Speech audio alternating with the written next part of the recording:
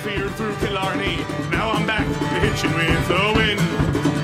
But if Mickey Flynn should ever find me, I'll throw me caution all behind me and square off on that son of a bitch again. He cracked open a river too, he beat me Sunday through and through, and such over my unconscious frame. I won me healthy sheriff fights, well lucky son, still happy life since Mickey Flynn beat me dumb and lame.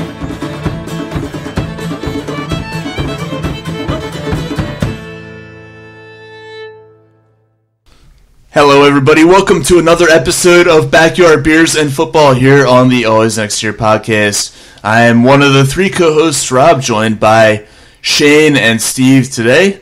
Guys, how's it going? Not so bad. Of course you say that because you're a Chiefs fan. Oh yeah. Shane, not as bright on your end, I guess. No, man, I'm fine. I'm good. I'm holding it together. Everything's all right. We're going to be all right. Yeah, that's not as Eagles fans. Just got to win out.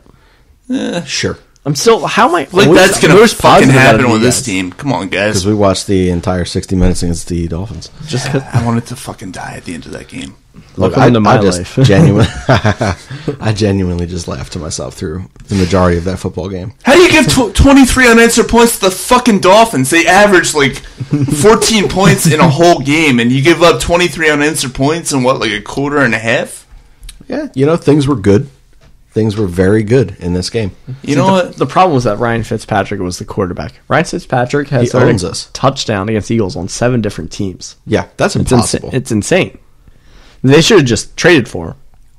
So I said that before the season, but I didn't think of it because I just think it was actually relevant. But now looking at that stat after Sunday's game, it's like, well, maybe that should have been a thing. Yeah, I 100% wanted to sign him in the offseason. That was a terrible effort by Jim Schwartz. Yeah, literally just look. This is probably going to be the most depressing Eagles part. No, I'm good. No, because you at a certain point you got to accept this is a bad football team, and I accepted that 3.5 weeks ago. Like I'm good. Like this is a shit football team. We're flawed, top to bottom, fucking flawed, and that is what it is. So I don't really give a damn. I'm not super down on this at all. I'm frustrated at the fact that, like you mentioned, you give up all these points to a team that blows, to an offense. They're averaging, I think, 14.9 points per game. Yeah, just shy of 15 per game. They're like ranked 28th, 29th, and 30th or in and around those numbers on every major offensive category and stat that there is.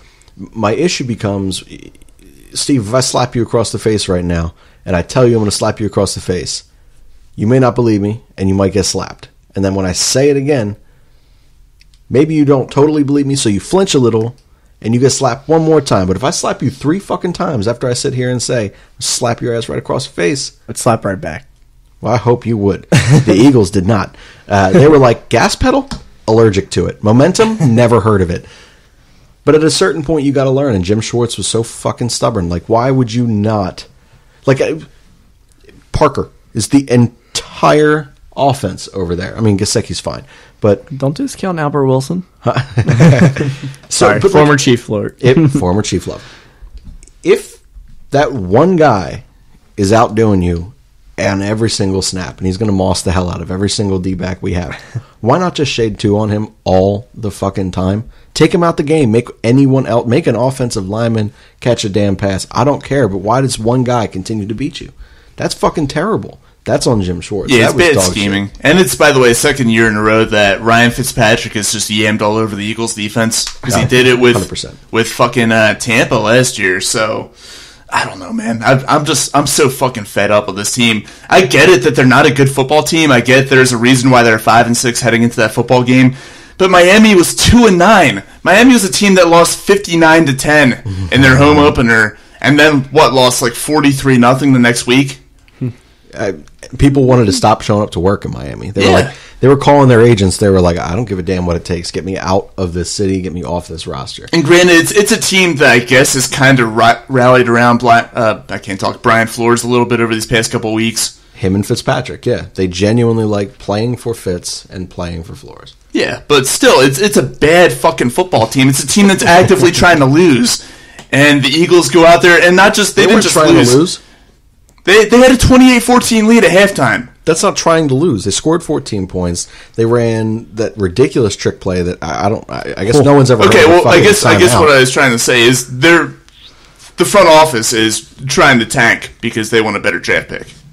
No, they realize they're still going to get Tua because he got hurt. So they are going to get Tua whenever they want because Tua only has one leg now. Okay, well, point is the Eagles had a 28-14 lead at halftime over a very bad Miami Dolphins team, and they couldn't do shit in the second half. And defensively, like I said, they gave up 23 unanswered points to an absolutely anemic offense, and then offensively, they got away from what was working in the first half. They completely abandoned the running game, which was pathetic. Terrible, terrible play calling in the second half. And the defense they blew it. Andy Reid. They blew it. It was the most embarrassing loss as an Eagles fan that I can remember in a long time. Joe Webb? Yeah, all right, so that Tuesday night bullshit, I was not a fan of. Yeah. Okay, hold on. Just fun fact. I thought it was actually through the walls. I didn't realize that was what it was. Fun fact: my coworker traveled out to Miami and was at this game. Which coworker? Okay. Yeah. And the last game he was at was the Joe Webb game. Tell him to stop going. That's why I said, I was like, maybe you should just stop going to games. Stop. Absolutely stop. How was Miami though? Did he have a good time? Yeah, he did. There you go. Yeah, he was having sex with his wife, and then a hotel maid walked in. Yeah, that's well, first of all, I don't believe him. Second of all, did the hotel maid join? That's why I said, I was like, it's like, did you ask her to join? But like, no, he was like screaming hello and everything, and then like he just came out full erection and all, and then she's like, oh, and just ran out. So maybe it's a small penis thing. I don't know. Oh, that's awesome. I hope he listens to the pod. Oh my god. He doesn't, but I will mention. So Speaking of people who listen to the pod, our good friend Miss Nasty on Twitter wants to chime in her hatred of the Eagles because she apparently lost her fantasy game by 1 point because the Eagles defense, I don't know why she's starting the Eagles defense in the first place, but they got her negative points and she lost by 1 point, and because of that, she missed the playoffs. Oh, fuck her. That's what she gets for being a Braves fan. Whatever. Yeah, that's true. She got cold, though. Yeah, and she thinks it's pathetic. She even spelled out the word for me in her little Snapchat message to me. The word pathetic. That's how pathetic it was. Well, how people don't spell out that word? I was about to say, like, what do they do? Only consonants? Like, what's the thing? How do you abbreviate pathetic? Like, pathetic is such a word that you need to like spell out. I don't know. It's like she put a space in between each letter. Yeah. Space in between each letter. Yeah. All right. Oh, okay. All right. So we thought the same thing. I was like, yeah. I was like, how what do is you the abbreviation to that? pathetic, and why have I not used it before? Is it Eagles? I don't know. I'm sorry. I don't usually do that. The new abbreviation for pathetic is literally the Eagles logo. Sorry. Or a picture of Jim Schwartz's face. Oh, well, it's the whole. It's the whole thing. Yeah, it's everything. Sorry, I got blackjack. Oh, look at you! That's some good stuff, Steve. Yeah, so now I gotta stop. Now you gotta stop. Yeah, all right. Well, hey, that was my one hand. Sorry. I played blackjack very randomly.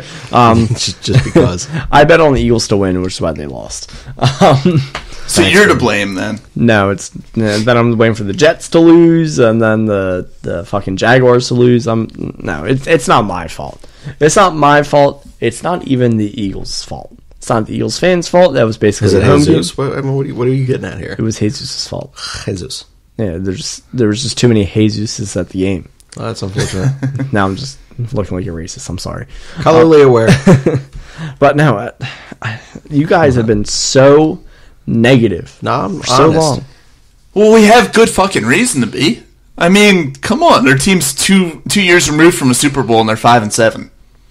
Okay, that's never happened before. A team's never won Super Bowl and just it's didn't a make team playoffs. that had expectations to go back and contend for the Super Bowl again this year. Okay, just because I bet on it doesn't mean I had expectations. I did. It's only $5. It's only $5. 2,300 something. They still have a chance. Yeah, because the NFC East is fucking garbage. Yes, That's embarrassing. And the Cowboys are The Redskins just still have as a bad chance. as the Eagles are. I put $1 on the Redskins win the fucking division.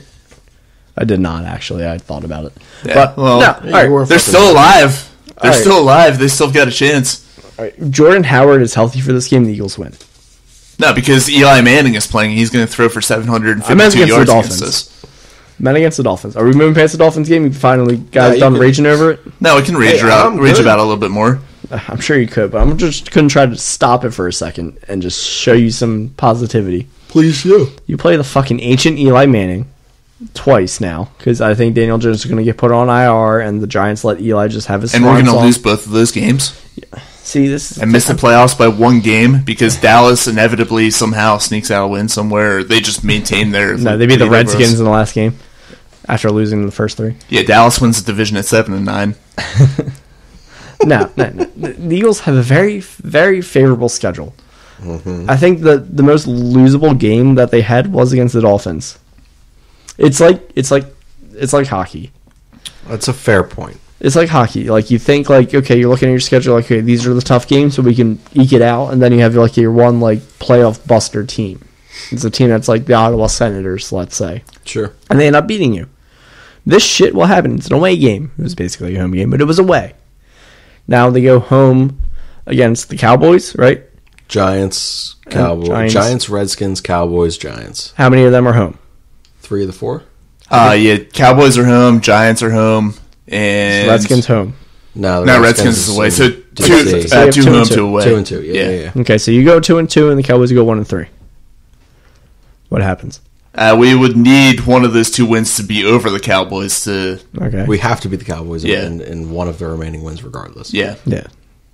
So, all right. It's not going to happen. I still think that this team can win out. I still think this. They can. They have the talent to do it. No, they don't. Yeah, no, they don't. I think they actually have the defensive talent. Defensively, sure. If Devontae Parker doesn't go off like he did, but he had like an elite game, which will happen. Yeah. And I think like some of those catches were just ridiculous, and it's like not even bad coverage. No. By the way, let me clarify. When I say that they have the talent to do it, I mean that they have more talent than the freaking Giants and the Redskins do, and they're right on the same par as the Cowboys. Okay. I'm not saying they have the talent to go beat teams in the playoffs. I'm saying they have the talent to beat their remaining schedule. What would you guys rather? Would you rather them just kind of collapse and improve? My 5-6 draft picks, or would you rather get Carson some playoff experience? I want Carson having playoff experience, even if they get their ass kicked in the first round. I want them to get to the fucking Super Bowl. Well, I know you have betting interest in that, moronically, but you do. Actually, I can't even say it was moronically. I just looked at your odds on this. Yeah, it definitely was not moronic at the time he placed the bet. It was not. It was... I was just looking at this as he goes through the other 2. Right? I know. I was just looking at it. But yeah, you got the Eagles conference winner at a plus 550. Yeah. So, yeah. I mean, at that point, I think they were actually favorites to win the NFC.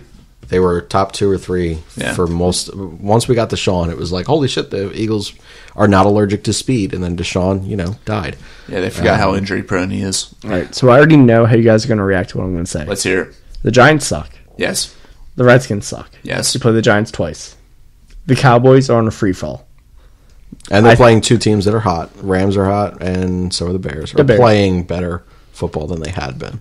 Yeah, and then they play the Redskins. And the Redskins. I could easily see the Cowboys going 2-2 at best. I can see the Eagles going 4-0, 3-1 at best, with a loss going to like the Giants. Or one of those games, probably like the last game of the season. Eli's like swan song, like, okay, I can throw for 500 yards once. And that still wins you the division. I still see this opportunity. I still see it in the team that I watch like 25 minutes of a game. And I still see it, and you guys, you watch it more, but like you guys are also Philadelphia Eagles fans. You guys are the most overreactive fan base. I like how you remove yourself from this when it's convenient as an Eagles fan. I'm not an Eagles all fan. That way. I know, that's what I'm saying. It's the one team that you're not a fan of in the city. Yeah. And you're not even not a fan. You respect them. It's just not your team. Yeah. But like that's why I can see the positive. The Flyers, I'm truthfully the most realistic of. I see when they're doing well, and each of us, yes. But I think you're still a little ridiculous.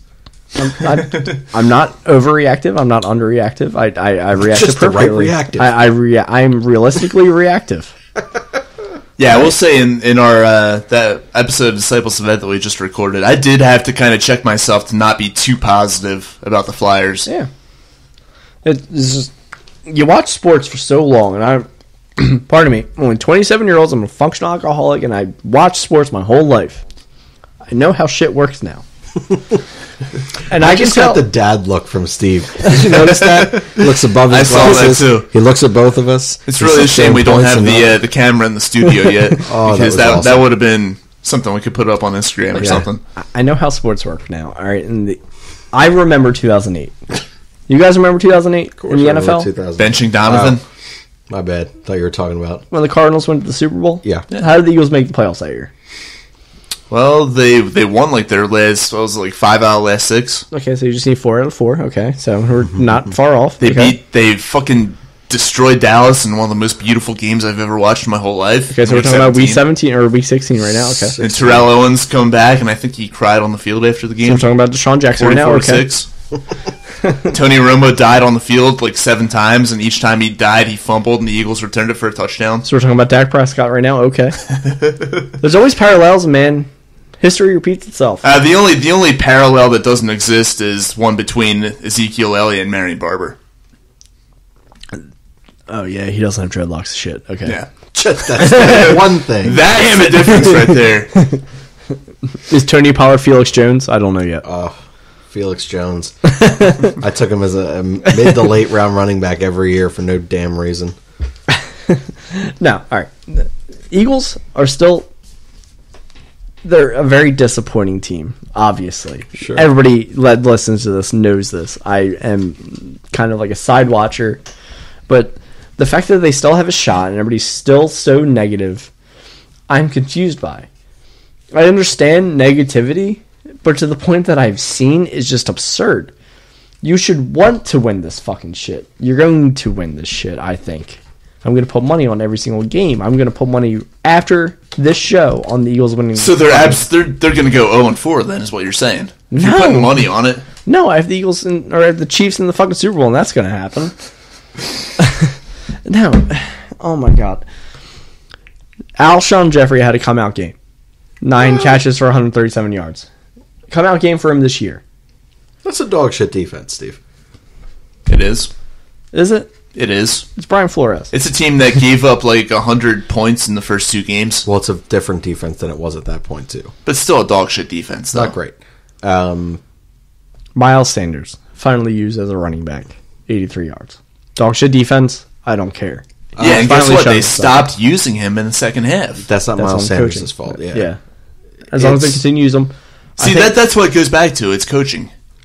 Coaching is what's going to fuck them up in the last 4 games. Well, it's a lot, but there are... Look, Steve, you're not entirely wrong. There are a lot of positive things that you can take from the last 3 weeks, despite the overwhelming negativity that has surrounded us during this losing streak. Like, there are certain obvious frustrations, but you needed Carson to make good plays, good reads, and good throws, and he did that this week, right? Yeah, he played well. He played okay. He didn't play great, but it was a significantly more positive step than what he had in the last couple weeks. He played well, but not well enough, it seems like. We wouldn't be talking about this if Zach Ertz didn't have the worst game of his career, which will happen, not unlike Parker had the best game of his career. Like, this shit just happens. There are anomalies to production of these players. So we could play the Dolphins 99 more times this year. We're going to win 99 of those times. This just happened to be that game, and I get that. But at a certain point, you do have to sit there and say, this is not the year. This is not a good football team, and that's okay. Mm-hmm. Like, there's just 2. You good? I typed in Joe Webb game, and like the third thing was Vikings-Eagles. Nobody needs that. How is it only the What other third Joe link? Webb game is there? Yeah, I was just going to say, like, how is it the third link? The other links were like his Wikipedia and game logs and everything. So this is the only other game. That's the only game that mattered in his entire career. This also happened December 28th, so it's always a December game. The Eagles fuck up. But you know what? This was 2010. How well the Eagles do that year. I'm going down this rabbit hole while you guys talk. Wait, while we're on that, didn't Joe Webb start a playoff game for Carolina once? As a receiver, maybe. I think. Yeah, it was a quarterback. Yeah, Cam got hurt or something like that. No. Okay, you guys talk about the Eagles. I'll go down these rabbit holes. Yeah. Okay. So, all right, for everyone that doesn't know about Steve, when he gets to rabbit holes, it is... I got an absurd text from him the other night. Rob, we were both at work. We're both... at work, that's right. And it had just gone to, what was it, the 2003 Atlanta Thrashers? roster. Started off with Elaine Vigneault's usage of defensemen. So somehow, 75 clicks later, we're talking about the Thrashers. It was brilliant.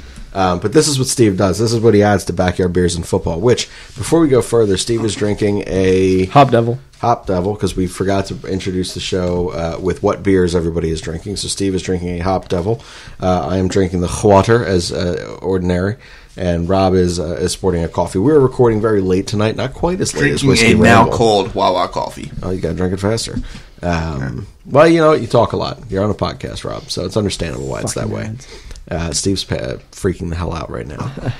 you accidentally click on an ad, man. That is a pain in the dick. That really does. The screen jumps down right as you click. Really pisses me off. Hey, I don't have the mouse up here for you, by the way. The amount of times I see you grab my computer mouse, thinking that it functions on it's brilliant. Back to the Seagulls game in the Seagulls season. That's not a good argument. Okay, go. You good? So, Rob, would you agree that the if we were to play them, like I said, 9-10 more times this season, we're going to beat them every single time, right?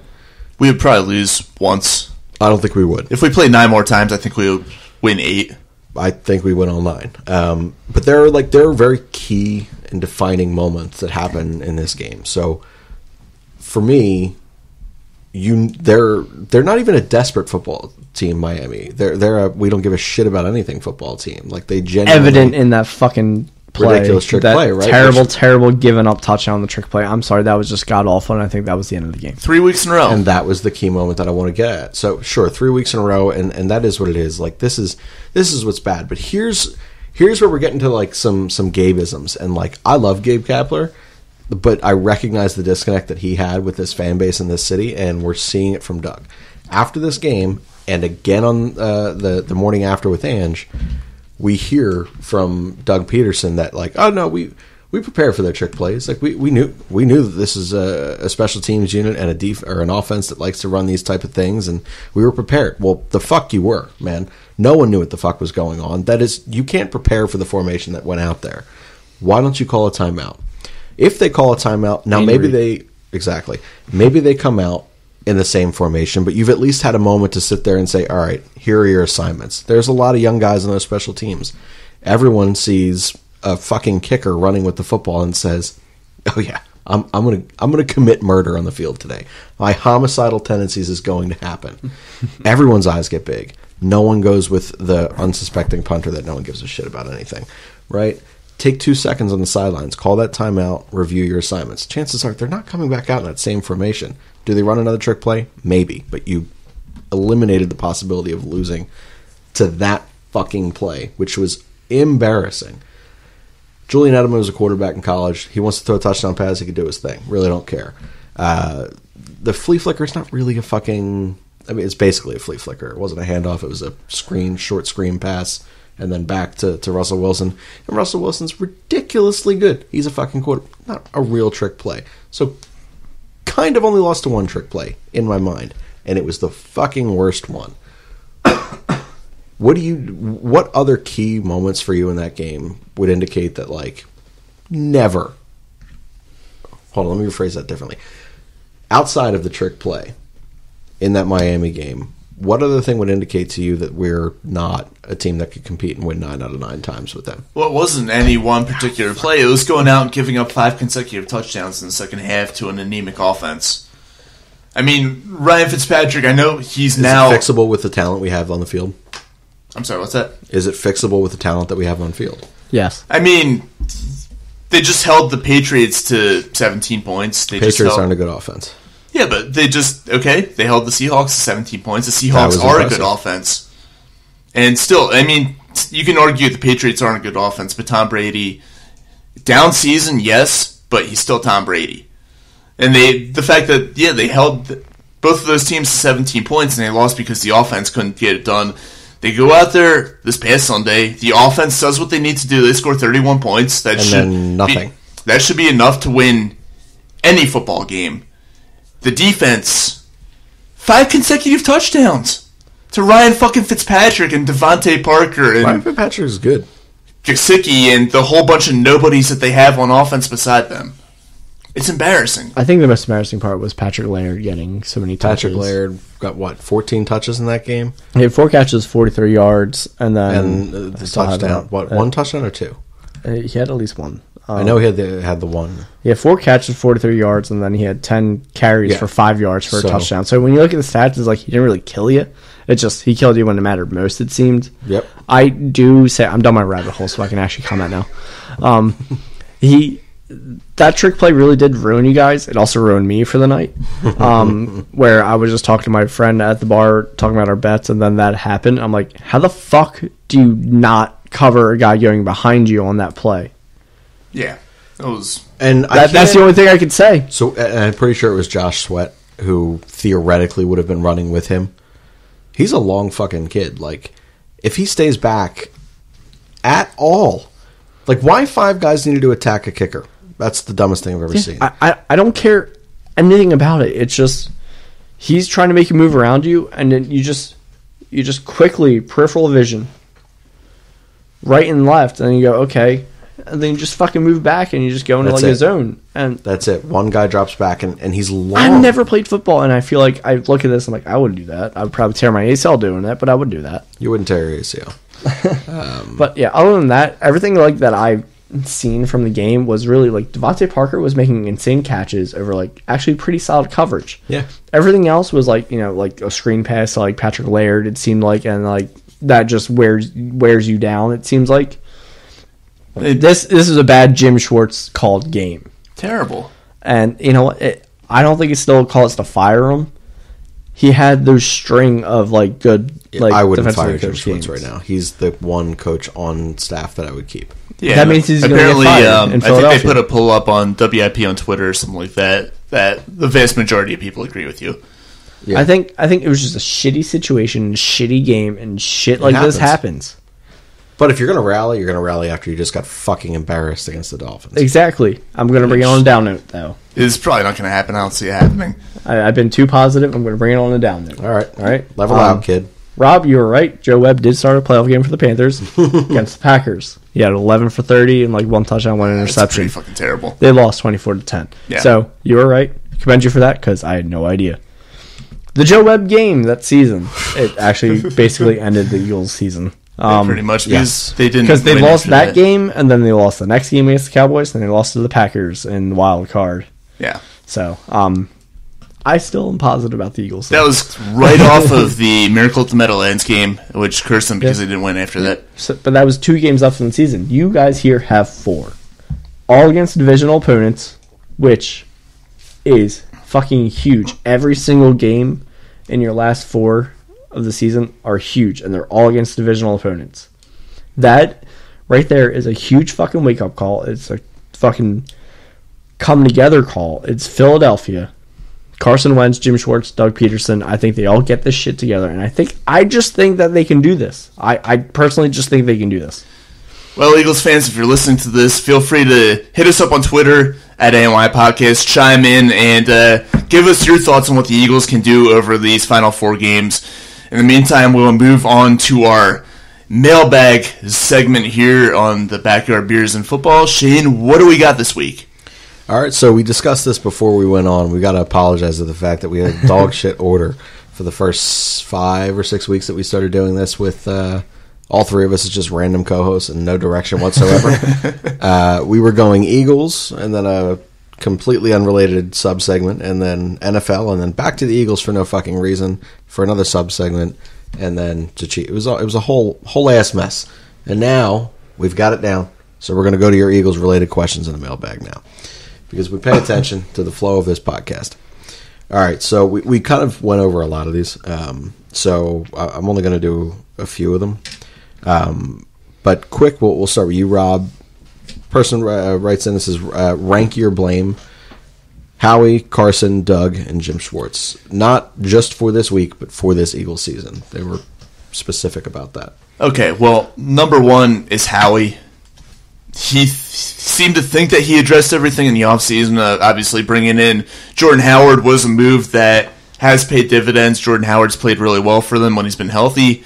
Deshaun, everybody thought it was going to be a big move. He played 1 full game and then parts of a second game, and has been injured otherwise.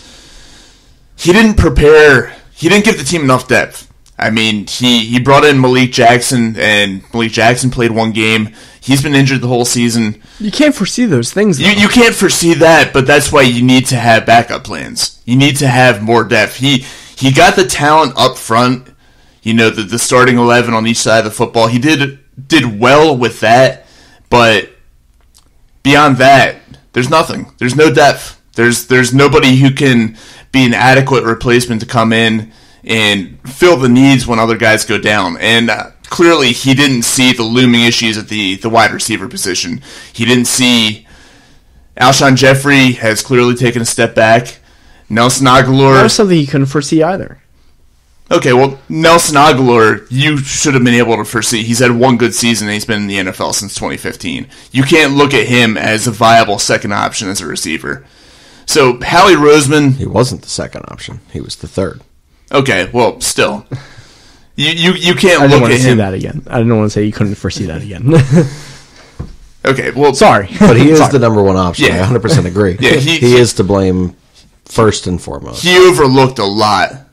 Don't get me wrong, I liked the idea of bringing in Deshaun Jackson. I liked the move bringing in Malik Jackson, which didn't pay off. I like bringing in Jordan Howard, but he overlooked a lot in terms of depth, and that's a huge part of the reason why the Eagles are what they are right now, because those guys in the starting 11 on both sides of the football went down, and they didn't have anybody to fill in.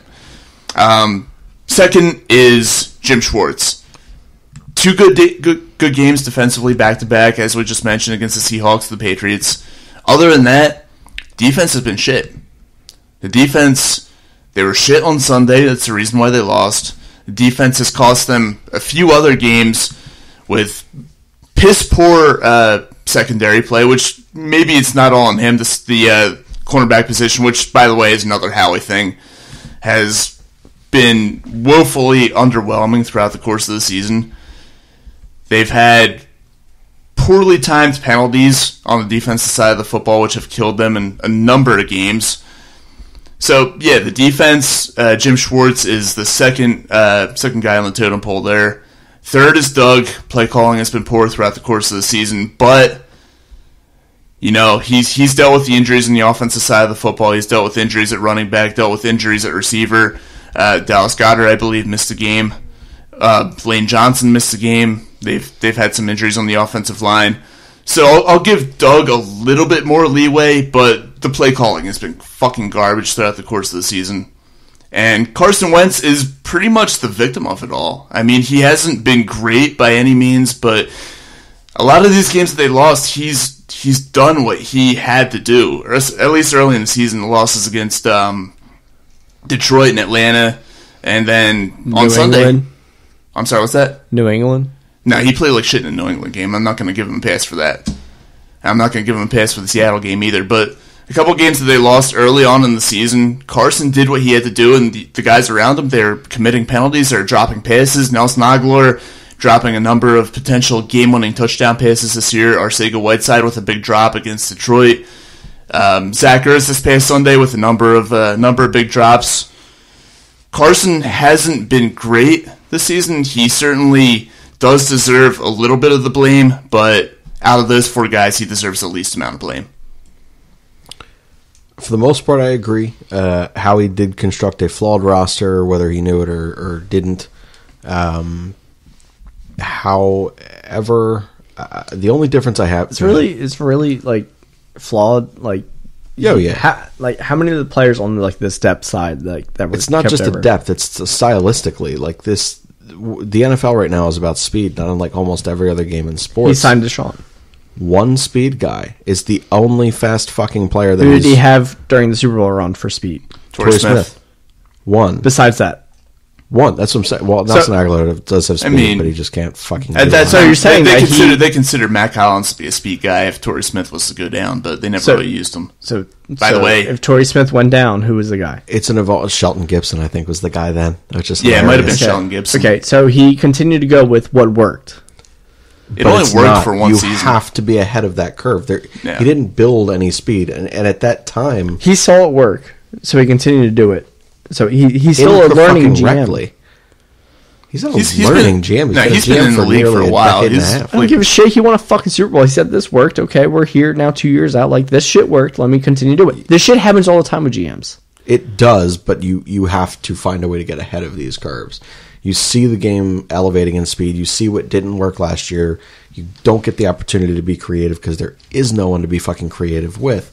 So you're saying that he can't be excellent. He can, but it's not going to be as effective as what you can do over there in KC. What can we do? We're about to be in cap hell if we don't win this year. I mean, you are fucked, but if you're selling your soul for it, which we all did here in Philadelphia, by the way. And I did with Kansas City. And you did. By you have the luxury of having... the shit team at the time in 2006.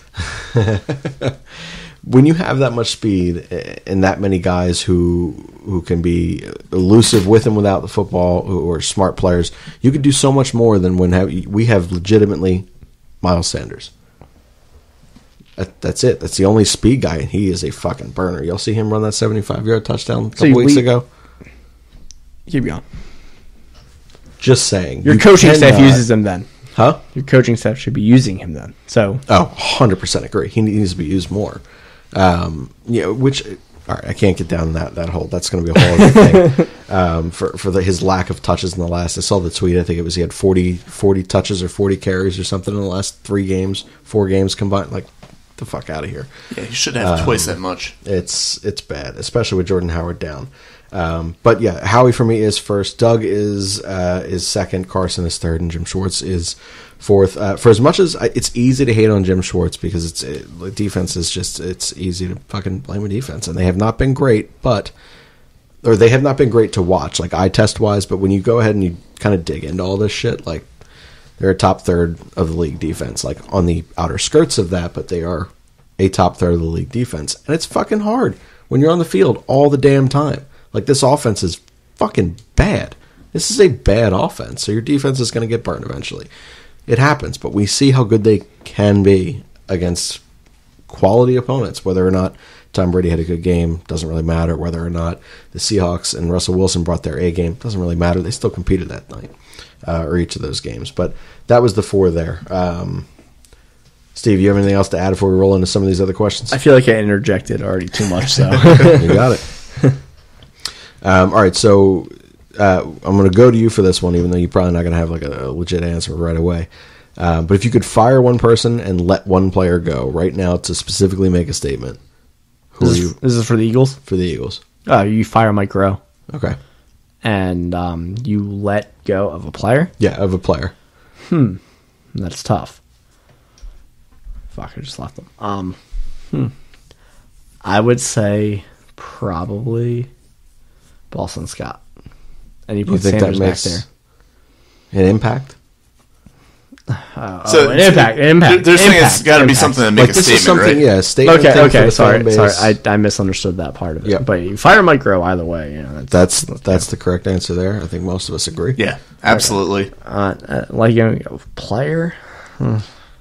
While you're thinking of a player, Rob, I'll go to you. Okay, so I'm going to agree with firing Mike Rowe. And as far as getting rid of a player goes, as much as I kind of want to go Alshon, I'm actually going to go Nelson Aguilar. Just because, like I said, he's had one good season and he's been in the league since 2015. And that one good season was the result of having a lot of good circumstances around him during the Super Bowl year. He's never lived, aside from that, he's never lived up to his hype. He's a first-round draft pick, and for those 5 years he's been in the league, he's been complete dog shit. And he still has a problem with his confidence. He still has a problem not being able to catch passes. He's dropping potential game-time, game-winning touchdowns. And then he's acting all mopey about it on the sidelines. And then in the interviews, he's kind of passively blaming Wentz for all of it. Or at least some of it's, saying in indirect terms that maybe Wentz could have thrown a better ball or something like that. Like, dude, just fucking catch the football. Just fucking catch the football. That's all you got to do, and he hasn't done that. So I think you got to part ways with Nelson Aguilar. All right. I got no one, actually. I just don't know who would you drop to make an impact. If you're dropping Nelson Aguilar, you're still losing an impact in a negative way, I think. I agree, and that was kind of my take on it. Because the thing is, you drop Nelson Aguilar, who the fuck else do you have a wide receiver? Greg Ward. That's it. Yeah, well, throw him in a slot. And the way that the question is worded, we're going for kind of shock value, I guess, here. Sure. And sure, yeah. again- Shock value, yes. You lost Nelson Aguilar. You just dropped him. But you still have nobody to replace any sort of that production. And Okay, we well, still have 4 meaningful football games left. This is different if it's Yeah. week 16, 17. We mathematically are eliminated, or basically so. And you're like, you know what? I don't even like a Chip Kelly type of a thing. Fuck you. I'll let someone else coach week 17. Is Corey Clement dead? Yes. Okay. Yeah, very unfortunate circumstances. Rest in peace. Yeah, R.I.P. Okay, well, to clarify, I was kind of going with the mindset that the Eagles were not going to make the playoffs this year. Or Well, you got I to was stray going- away from that and be positive. I was going with the mindset of cutting Aguilar and then replacing him in the offseason. Not, finding an immediate fix for the next 4 games. Still see value in Nelson Aguilar. Ha! God damn it. All right. We covered most of the other questions that we got in. We do have... look, I'm sorry we didn't answer your questions last week, by the way. We all ate turkey instead. We got called out for it on the Kelly Green Hour, but they're a bunch of punks, so I don't really give a shit. Right? We deserve it. Who are they to call us out? 2 weeks ago, I literally did a show on my deathbed. That's true. Oh, yeah. By the way, glad you're well-ish. Yeah. So let's roll into kind of just go around the NFL here. We'll kind of go through some things pretty quickly. For all those people who are insanely pissed off at Jim Schwartz for the getting, again, RAP deed by Ryan Fitzpatrick again, Rivera fired. Possible replacement. If you do decide to move on from move on from, there we go, stumbling over words. I don't even drink on these shows. This is fucking ridiculous. I get called out Every on show on with every single one. It's whether you're on or not, honestly. Just eventually I say so many words that shit just doesn't work out. One, he says immediately, the article that from Gridiron states, yeah, he wants to coach again pretty much immediately. He's going to take a month off for the remainder of this season, then he's going to kick it into gear and look to get a job. So do you think it's going to be a coordinator job, or do you think he's going to get a head coaching gig somewhere? He's going to get a coaching gig. Yeah. I think that, you have the vacancy there in Carolina. You're probably going to have 1 or 2 more at least after the culmination of the season. So, and Jim Schwartz is going to be one of the leading candidates for those positions. His tenure in Detroit, the fact that he's able to kind of turn around the team that was 0-16 before he took over, and he eventually got them into the playoffs. I think he actually got them in twice, I believe. Not a great head coaching resume, but definitely good enough, and he's well enough respected around the league that he'll be getting a call from those teams that have vacancies. Who, Jim Schwartz or Ron Rivera? Jim Schwartz. Well, the question was not the question. No. The page was on. Sure, Jim Schwartz is Jim Schwartz. I don't see Jim Schwartz Schwartz getting doesn't another get a head head coach. Oh, I'm sorry. I thought we were talking about potential replacement down in Carolina. No. No, it was Ron sorry. Rivera getting a coaching job. Okay, well, And is he getting a coordinator job? A lot of people are saying they want Rivera, or they would immediately. And Kelly Greenhour's own LJ, one of the ones who are saying this. yeah, in the group Talk chat. about the overreacting for everything. Basically, 90% of the teams in the NFL would hire Ron Rivera as a defense coordinator. Mm-hmm. That's why, he would have to be the most highest paid defensive coordinator ever. But I think he's going to get a head coaching job So do after I. this. And I don't think it's going to happen until next year. But he'll be the first You see or him go second coach hired. Rivera? It's Yeah, weird because you don't really see. I feel like the league is really moving away from defensive-minded head coaches. Yeah, They are, but I still think He's so he has impactful Yeah. that I could see. Could you see not San Diego, fucking the other LA? The Chargers? Mm-hmm. I don't think Anthony Lynn actually gets fired anymore. I do. I'm I changing my still Steam do. take. I still do. Yeah, I granted, you know what? I guess Rivera wouldn't be the guy. The fact that they've lost every game that they've lost is actually within a score. Except for the score. The Niners game. Yeah, well, the Niners are fucking great. No, they're not. Jimmy G. Kyle Shanahan is great. By the way, can we Shanahan talk is about that Jimmy G versus Brissett? Brissett's got hurt, okay? Whatever. Brissett died. Anyway, my thing with Ron Rivera, he took him to the Super Bowl. What was that? 2015. Yeah, They've 14 or 15. They've regressed every year since then. Well, I mean, Cam's not a real quarterback. Yeah, he's died ever since then. Rivera can't use quarterbacks appropriately. Like, he literally murdered him. But so yeah, I mean, he's going to get consideration for coaching jobs, and he's probably, without a doubt, going to want one. But I just think he's better suited for a coordinator position. Cleveland. I was looking through the standings. I was thinking maybe Cleveland if they do move on from Kitchens. They should. I think Cleveland probably tries Jim Schwartz before they try Rivera. No, I think they do. No, I don't think so. No, 100%. I don't think so. If they're going for a defensive-minded coach, it would be Rivera. But they need to get an offensive guy. They would want like a real established guy, and I think Jim Schwartz. Sure, he did like a decent enough job in Detroit. I just think Ron Rivera's track record trumps that. Especially recently, yes. It's a different NFL. Yeah.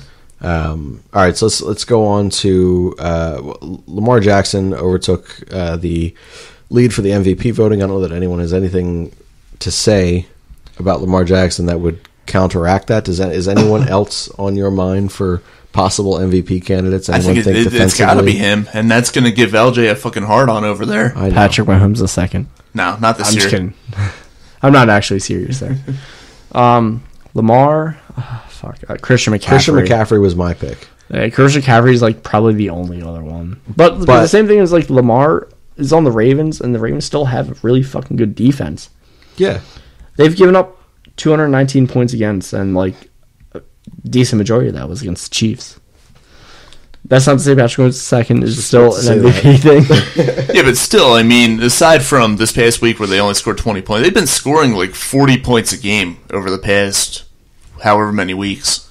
They're unreal right They've been now. beating the shit out of teams. Russell Wilson is probably like the next closest. So Russell Wilson was who I had in when I guessed it on Kelly Greenhour. Yeah. And still a very good candidate, by the way. It's a three-way race. It's Lamar, Russell, and Christian. Yeah. Yeah, I agree with that, and I think that Lamar. A couple weeks ago, I would have said that him and Russell were tied. In fact, I actually did say that. I think Lamar's got a little bit of a lead now. Yeah, I just think that. Although Russell certainly made his case on what was it, Monday night against Minnesota. I was going to say this, like stylistically, kind of the same. I think Tyrod Taylor in Baltimore right now, they're 8-4.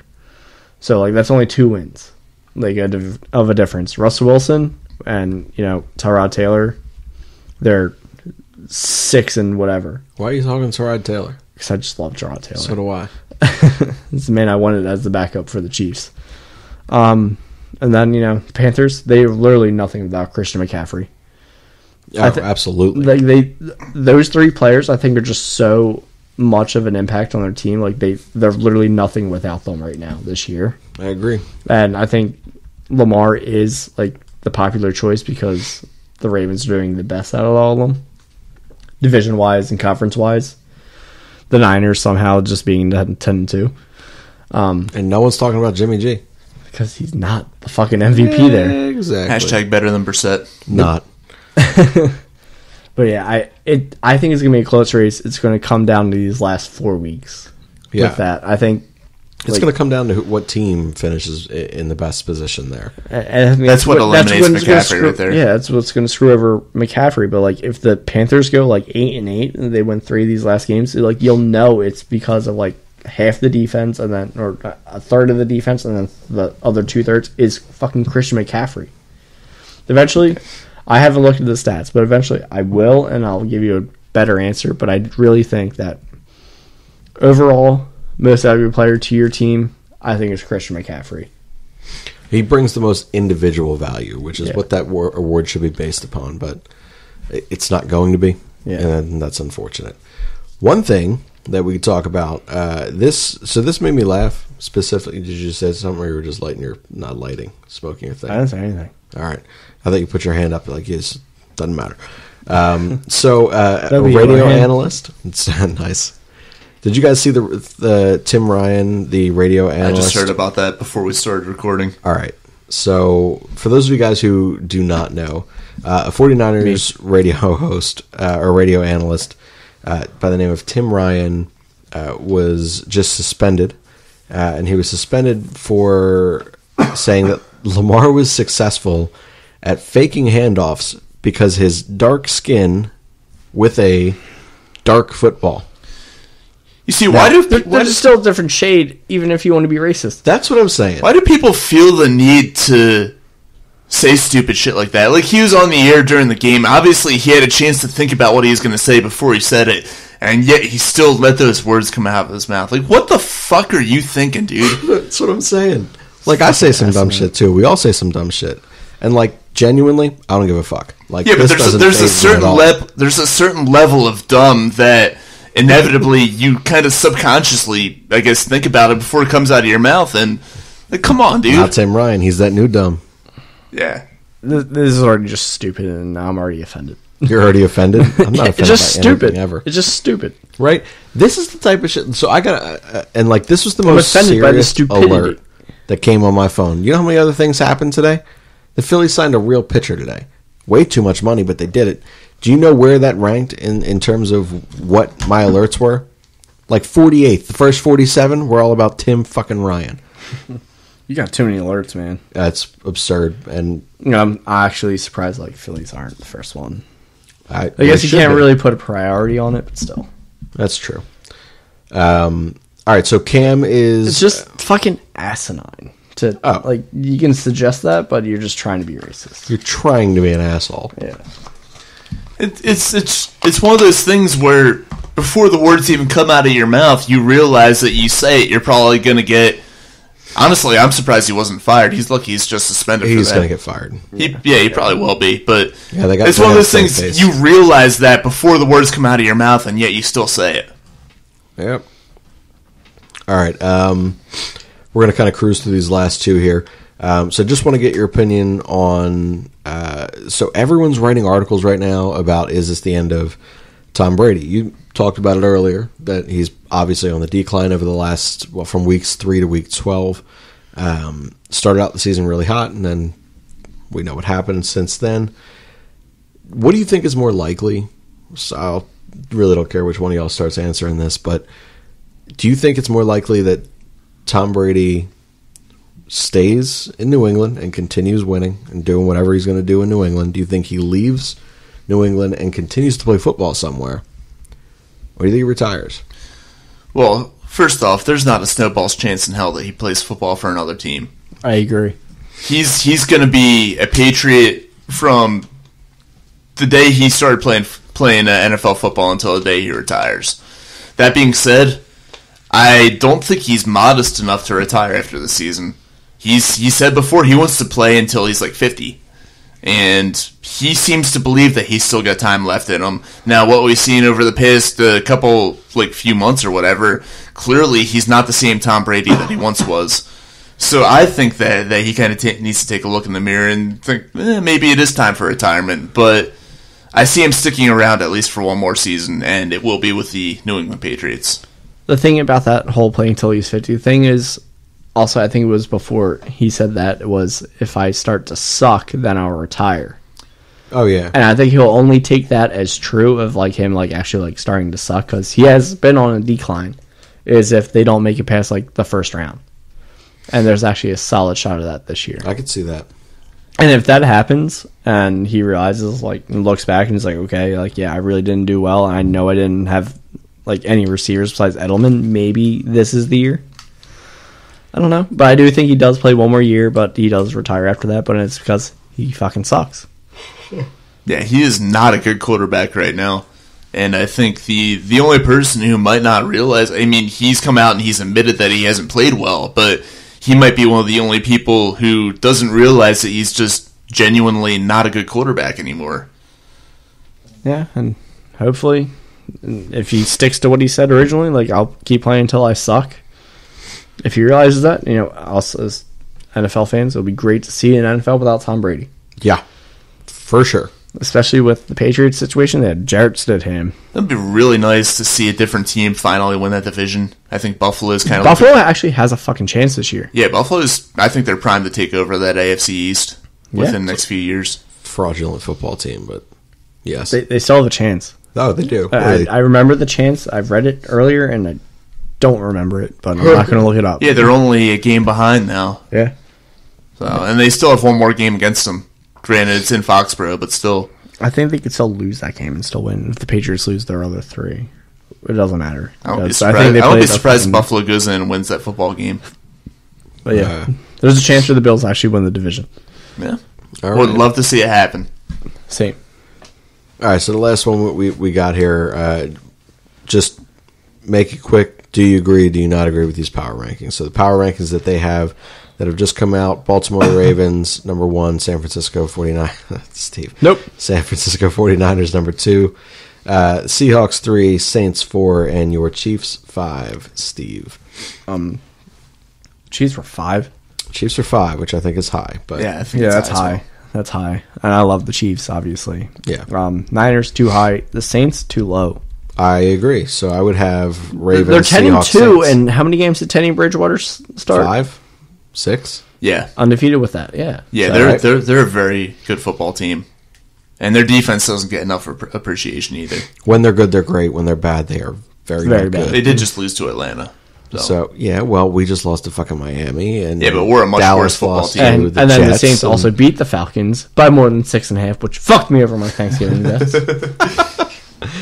Rob, anything that you agree or disagree with badly on those power rankings? Well, I agree with Baltimore being number 1. I think they're far and away number 1 the way that they've been playing lately.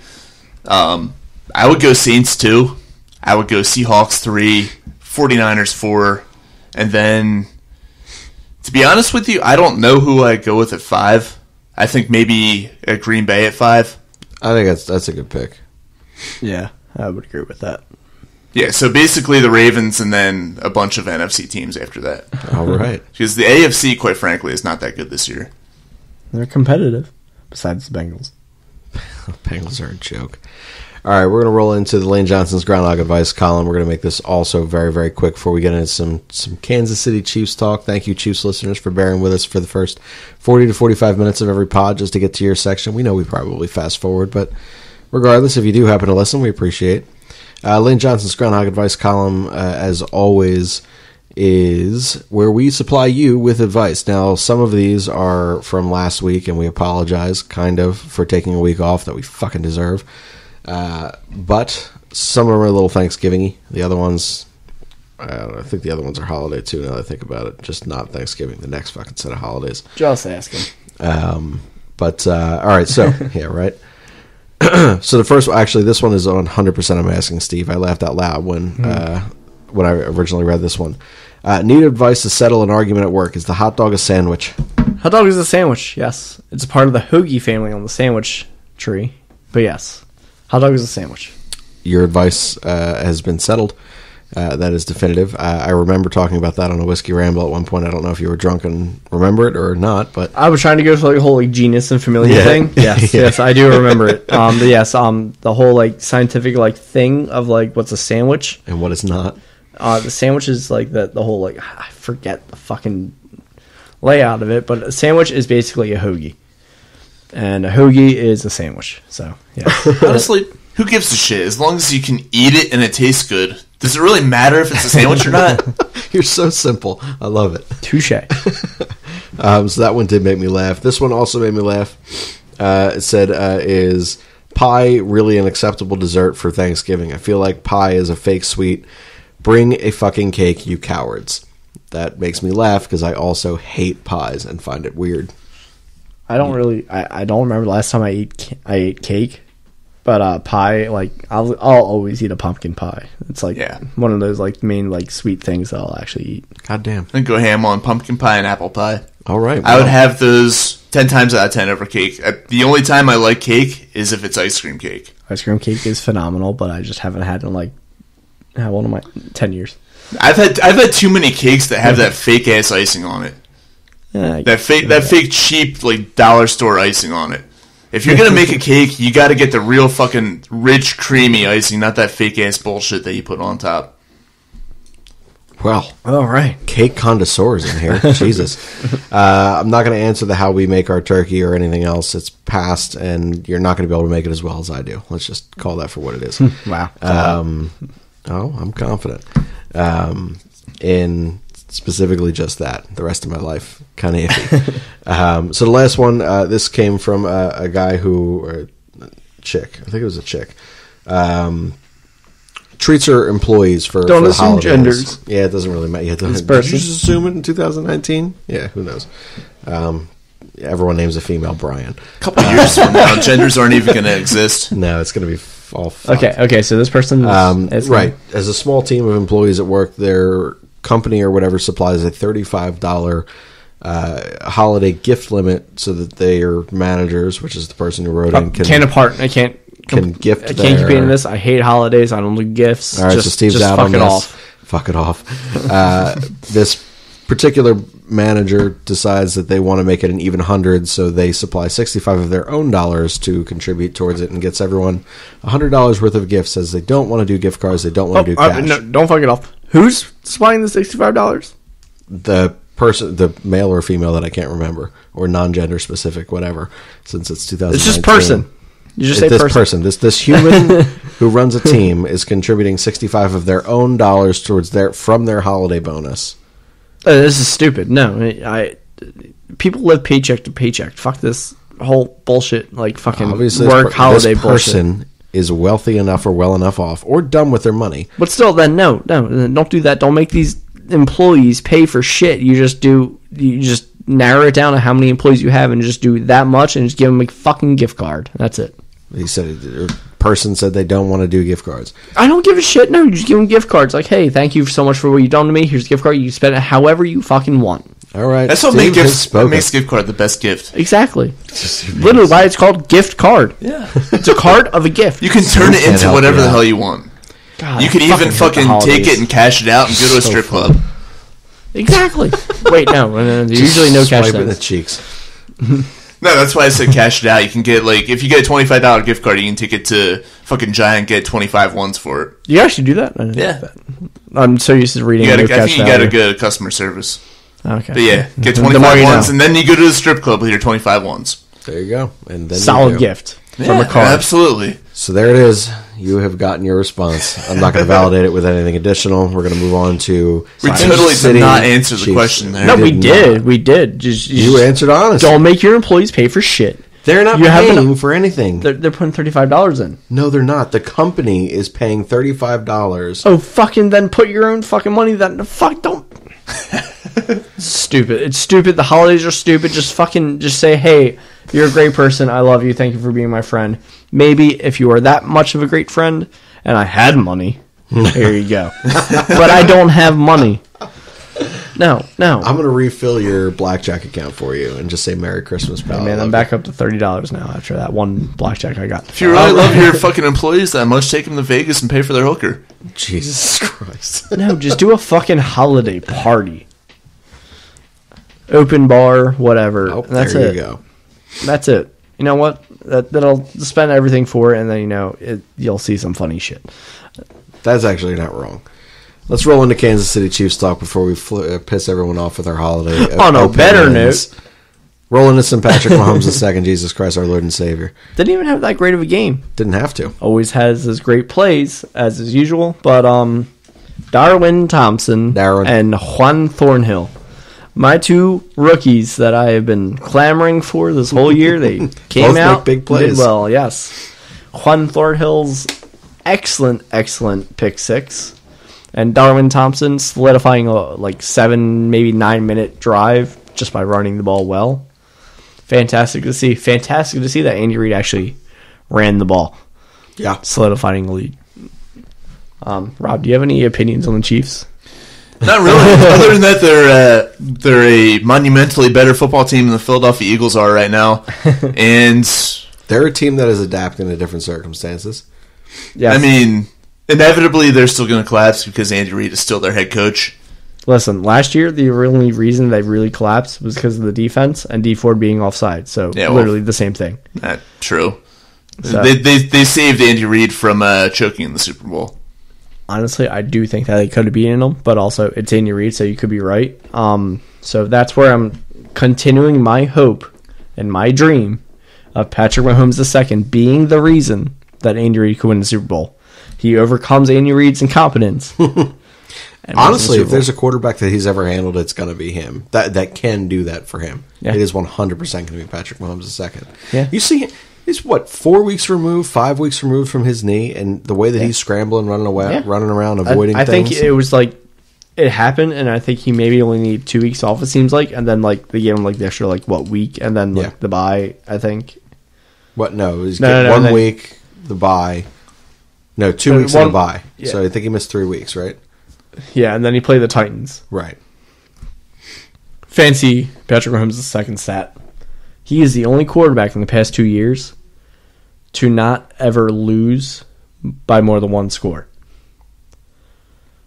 He's never lost. Talk about that on like one of our last Chief talks. We may have, but it just keeps like adding up. Yeah, obviously. So like every time like Patrick Mahomes II may have lost, it's been by less than a score, basically. Yeah, it's usually been because of the defense too. Yeah, and Steve Spagnuolo, he's ever since I said fuck Steve Spagnuolo, he's done a lot better. Look, besides the Ryan Tannehill Titans game, I gotta apologize because I hate Steve Spagnuolo, and I've been telling you since that hire happened that you're gonna fucking hate him, and his defenses are too complex, and the shit doesn't work anymore, and he doesn't have the personnel, and he's making it work. Yeah, your defense has made like in the last month and a half a lot of really, really positive strides, and I did not fucking expect that. He really has. Like the only blemish on it is that Titans game. Sure, but the Titans own you. Fuck you. It just is what it is. It's true. If it's not Marcus Mariota scoring a touchdown pass by and Ryan Tannehill's a good quarterback. He's a better quarterback than fucking. Honestly, I love Ryan Tannehill. So do I. But that's why it hurt me so much more. Also, I was at the bar. I think I mentioned this during the Chiefs talk show. Fucking asshole across the bar, and we always talk about bets. He's like, Ryan Tannehill show. Fucking runs for like a third down or for a first down. I'm like, what the fuck? And then the whole bullshit happened. And then Andy Reid's terrible fucking play calling of just calling like a screen pass to your backup tight end when you have so many more fucking weapons. You're solidifying Patrick Mahomes as this. Got too cute. Then you go for just the field goal. Yeah, that pissed me off. But on a brighter note, we beat the fucking Raiders. Fuck the Raiders. Fake football team. Yes. I've lost my bet about the Browns. I've lost my bet about the Browns. On both sides. No. Right? I think if the Raiders... I thought it was 8 wins for the Browns. It was 9 and 6, I think. So I can still win my Raiders bet. Okay. It's a touchy subject because we're both basically functional alcoholics. Nice. I know I lost the Browns thing, but I still have a chance on the Raiders. So the Browns are, 5-7 now? Yeah, so I can't win my bet. What? You said nine wins for the Browns, right? They're 4-8. No, they're 5-7.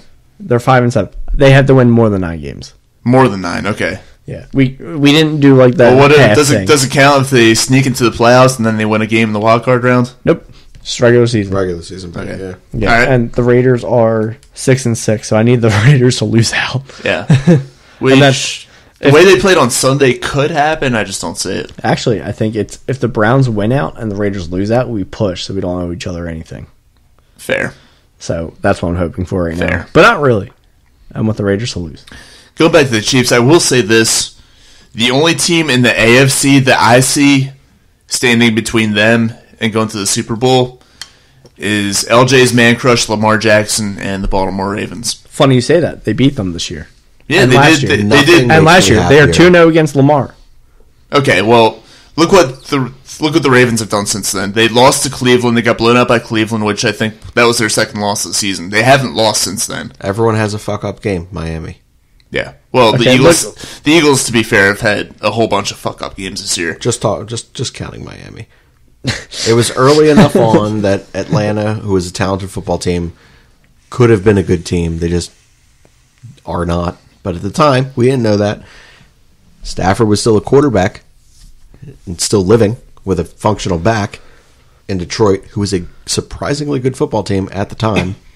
Who else we lose to? Well, Detroit was a good football team until the refs decided that Green Bay needed to win that game. You're not wrong. Can we go back to the Chiefs? Yeah, let's go back to the Chiefs. Come on. We talked so much about the Eagles and venting our frustrations early on. I don't even know how we got there. Keep going. Yeah, Chiefs need some love here. Yes, exactly. Thank you, Rob. You're wearing the red and everything. It's Phillies. It's so red. The Chiefs, they play the Patriots this week. Chiefs are going to win that game. I 100% believe so as well. Andy Reid can beat the Patriots in the regular season, no doubt about it. Is it home or away? I think it's in New England. Doesn't matter. The Patriots. No, because the last time they played was the opening night of the. Yeah, it was the Tom Brady's done game. Hold on, that's every year. Hold on, I have it up on the top. It is in New England, yes. Yeah, okay. All right, so it's in New England. They can still win this game. I mean, 100%. Patrick Mahomes is Patrick Mahomes. And then, sure, Darrell Williams looked like...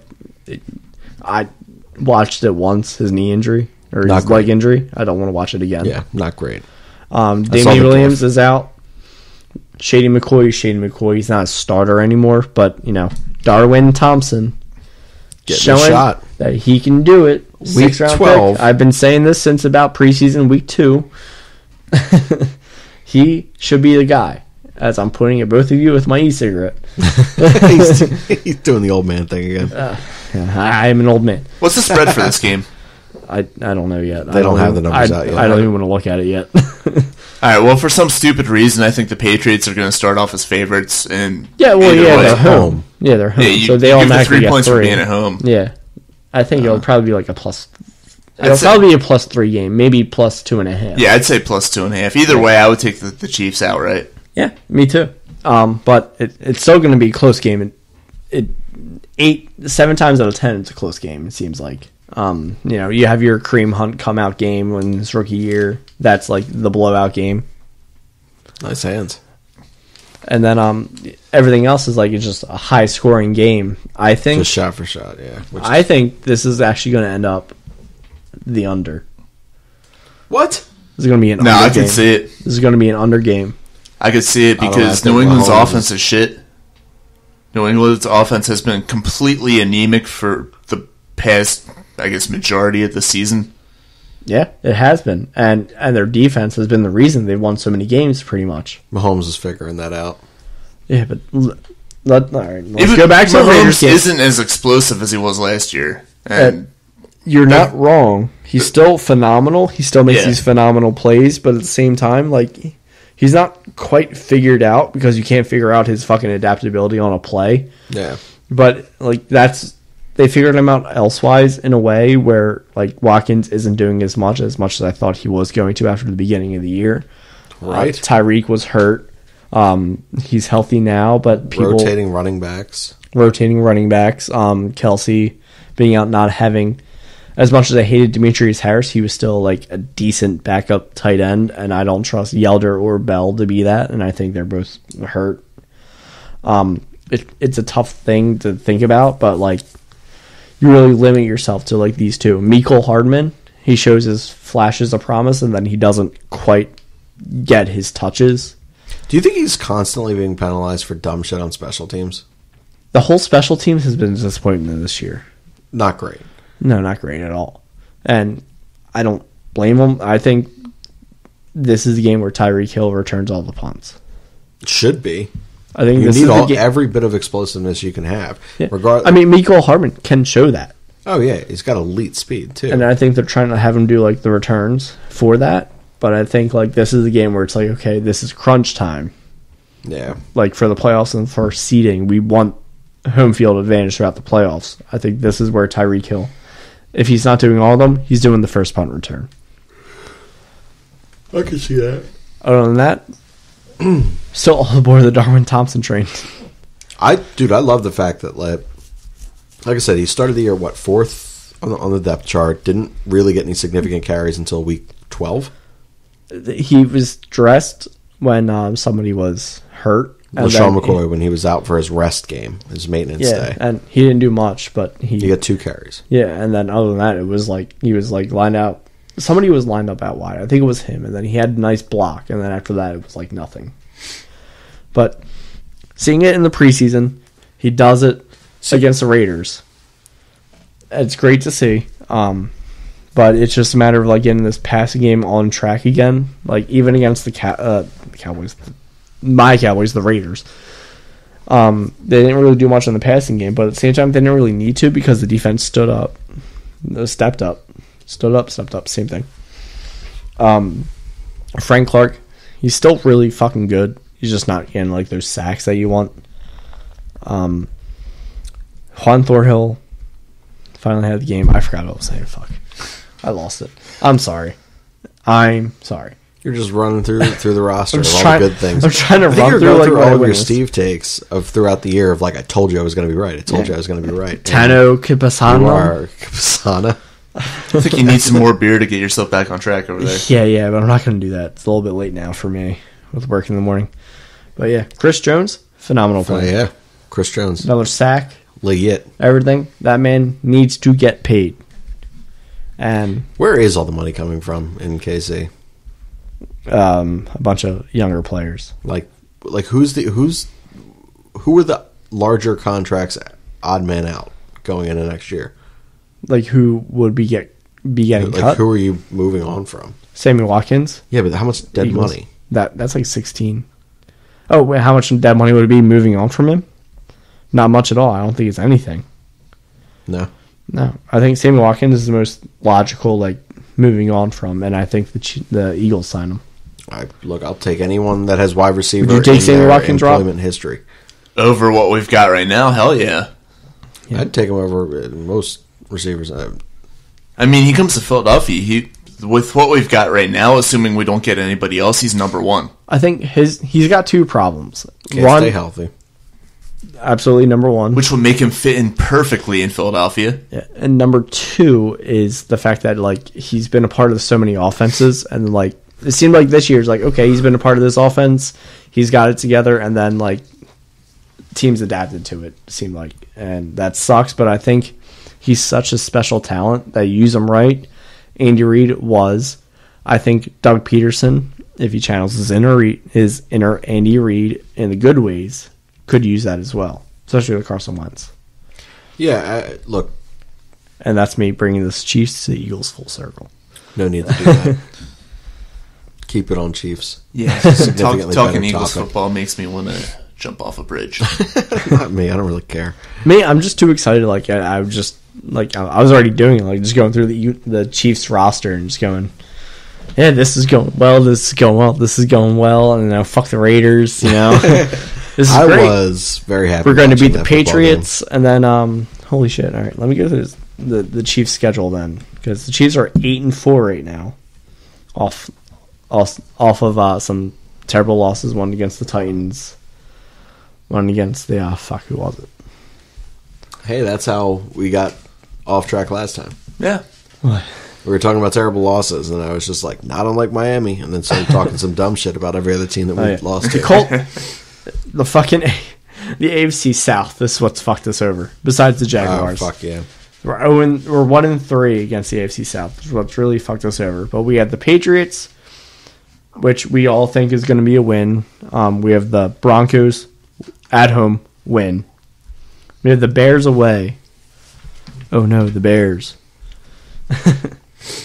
That right now is a night game because of the Andy Reid Matt Nagy thing.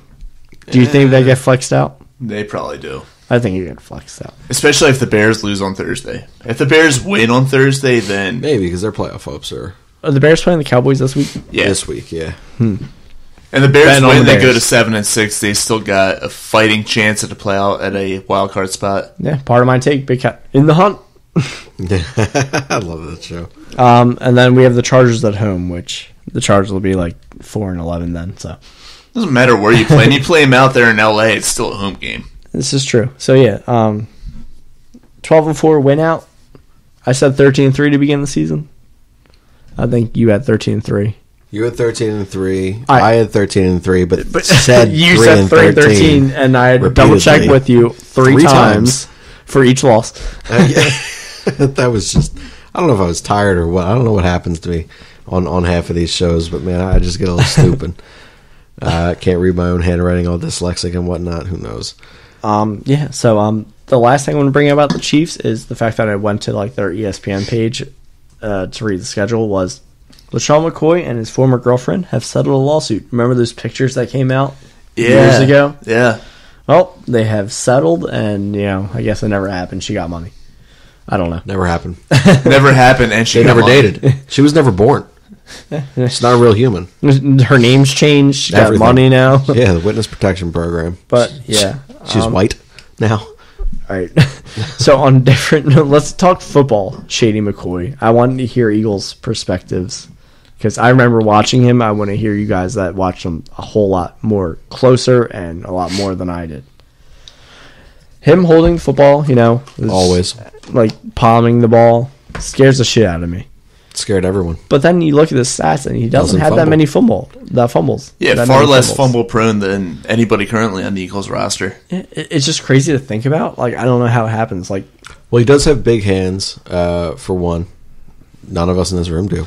As I'm looking at my hand, I know, right? We all just kind of look down awkwardly.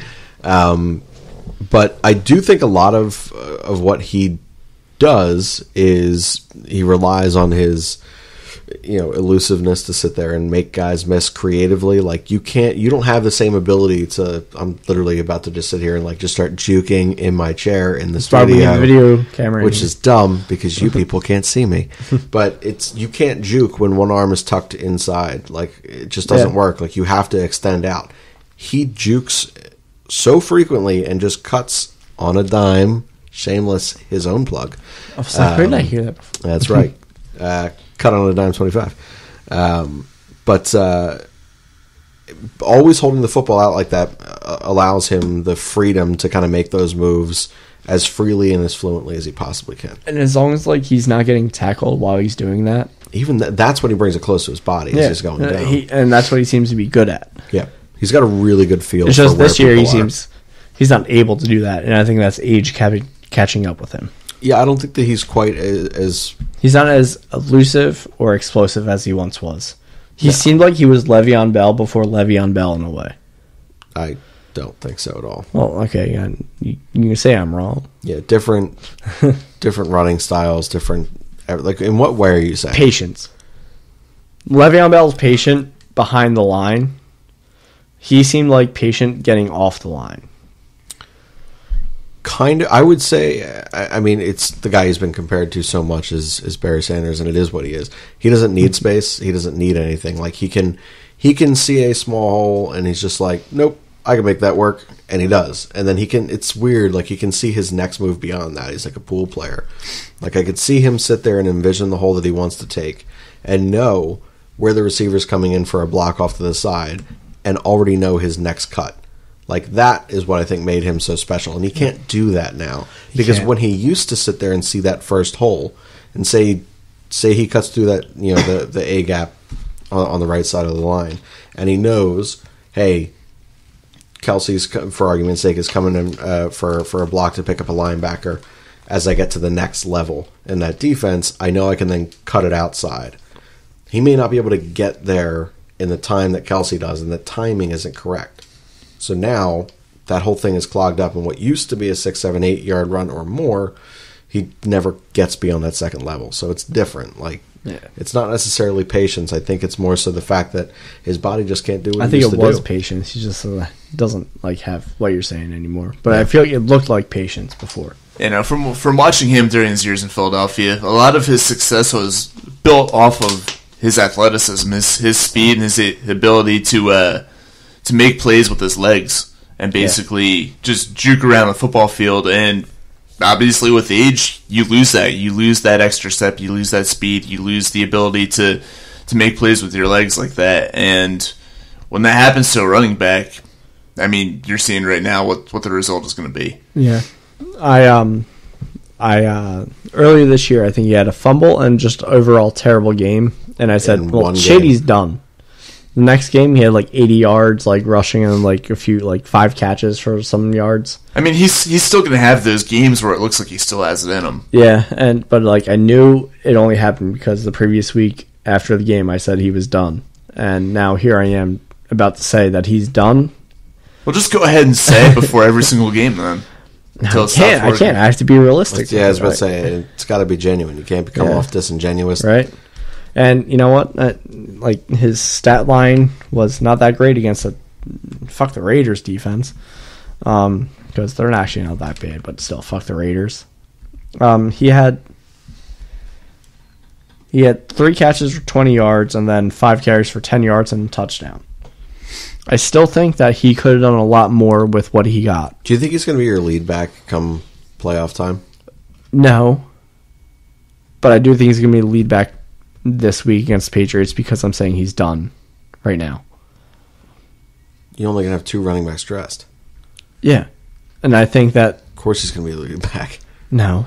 Darwin Thompson. Darwin Thompson is not going to take the... I mean, he may get event... I don't know. All right. Nope. Steve, take time. Go ahead. Put it down. Darwin Thompson solidifies himself as a lead back for the rest of the year. It's around the same time that Damian Williams did it last year. Same time as Corey Clement became an integral part of the offense for the Eagles. Yeah, but last year, Kareem Hunt was gone, and then it was between Damian, it was Spencer Ware, I think, who's back. Spencer Ware wasn't back with the team last year, was he? I think he was. Maybe he was hurt. Fuck it. They had another running back. No, it was Spencer Ware. Yeah, it was Spencer Ware. It was Spencer Ware because he signed with the Colts and then he got hurt and then he's just been bouncing around throughout the season. You know what? And Andy Reid's always been able to kind of do that, like find these running backs and plug them in and get good performances from them, at least for a few weeks at a time. Buckhalter. Yeah. Loved him. Yep. He got hurt every other year. Yeah, I empathize with that. Same. Not really, but kind of now. But yeah, Darwin Thompson. This is his time. This is his moment. I hope so. This is his week. 6th round draft pick, running back. Excelled in the preseason. Excelled in a 4th quarter shutdown drive. I think this is his time. And that's where I'm going to end my Chiefs talk, and Shane's going to close the set. All right. So before I close this out, one thing I want to remind you guys of is if you enjoy our intro outro music, that is the Jackdaws. That is a fantastic Irish rock, Irish folkish kind of a band. They travel the country. They are great musicians, very, very funny people. Did you make a shot? No, I didn't. All right, Steve's 0 for 1. I'm 1 for 1 tonight. Shooting into the waste bin in the studio. But the Jackdaws have just created a podcast that comes out the first of every month, so it's going to be 1 show a month. They are also going to have additional Patreon content, so they'll have different types of videos, different types of podcasts. You can hear their live shows on their podcast. You can also hear the banter in between sets that the band has. It is a very, very fun show and great music. So it is called The Rookery. So it's ROOKERY. So definitely go and support them. And if you are familiar with Patreon, I am not, but if you are, as little as $1 keeps them on the road and traveling to cities near you, and that's incredibly important. So whatever you can put forth to help out the Jackdaws, wonderful intro-outro music that we use here for all of our segments at AMYP, would be much appreciated. $1, $5, $100, whatever the hell you want to do. But again, that is the Jackdaws. You can also find them at www.jackdaws.com. Real quick, do we have a rated drink this week? Do we have anything, guys? No one's Everclear. That's the way this Eagles season has Rob gone. wants to die. Yeah. Fuck. No, actually, I do want to stay alive because the Flyers are playing pretty well. Flyers are playing well. And the Sixers. Tell them or do. That's all I got. All right, there you go. So that is your rate the drink. We didn't really have anything this week, so I'm just going to sit there and say that this is we're going to pass on the rating. But those are your drinks that you should be drinking this week. And then the final thought here is Steve is losing once again at blackjack. I got blackjack, but I didn't play the insurance, and they got blackjack. Yikes! This is all Steve does now. True degenerate. But if you want to be amused by Steve's degenerate side and this podcast, and you want to be fulfilled in other ways as well, you're going to go to Just Food. That's what we do. We eat in studio half the time because we're fat. Rob isn't, but me and Steve, kind of. Just Food, 215-794-FOOD, 215-794-3663. Treat yourself. Take it home. Go visit our guy, Asian Rob, at either one of their 2 in-star store. Fucking, I'm ending this podcast. This is absurd. Yeah. Go visit Just Food. They're great food, wonderful humans.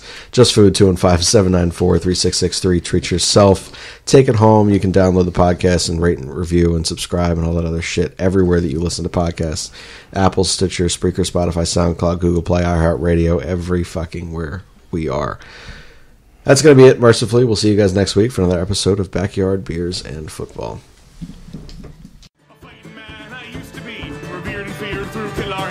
Now I'm back to hitching with a win. But if Mickey Flynn should ever find me, I'll throw me caution all behind me and square off on that son of a bitch again.